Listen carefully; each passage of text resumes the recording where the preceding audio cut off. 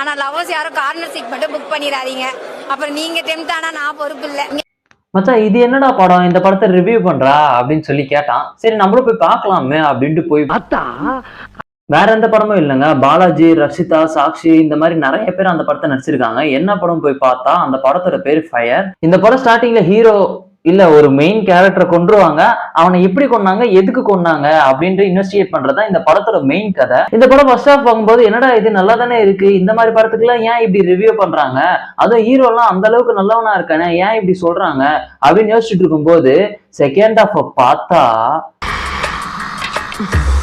எல்லா ரிவ்யூலும் சொல்ற மாதிரி பாலா உண்மையில வாழ்ந்திருக்காருந்தாங்க சொல்லணும். ஏன்னா இந்த படத்தை பார்த்தா உங்களுக்கே தெரியும் ஏன் அப்படி சொல்றாங்க அப்படின்னு சொல்லிட்டு. ஆனா இந்த படத்தோட மெயின் கதை அப்படி என்ன பாத்தீங்கன்னா உமன் சேஃப்டியை பத்தி தான் சொல்லியிருக்காங்க. அது அந்த அளவுக்கு இன்டென்ஸா அந்த அளவுக்கு ப்ரூட்டலா காட்டணுமா அப்படின்னு கேட்டா காட்ட வேண்டிய அவசியம் இல்லை.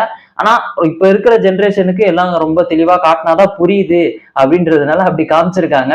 அதான் இந்த படத்துல உமன் சேஃப்டியை பத்தி பேசியிருந்தாலும் இதை உமன் செலிப்ரேட் பண்ற மாதிரி எடுக்கல. அதான் நான் ஏற்கனவே சொன்ன மாதிரிதான் இந்த படத்துல ரொம்ப ப்ரூட்டலா காமிச்சிருக்கிறதுனால அவங்களுக்கு கனெக்ட் ஆகுற மாதிரி இது இல்லையோ அப்படின்ற மாதிரியான ஒரு ஃபீல் கொடுக்கும். அண்ட் இந்த படம் என்ன கேட்டீங்கன்னா ஒரு ஆவரேஜான படம் தான். நீங்க இந்த படத்தை ஏற்கனவே பார்த்துருந்தீங்கன்னா எப்படி இருந்ததுன்னு கமெண்ட்ல சொல்லுங்க.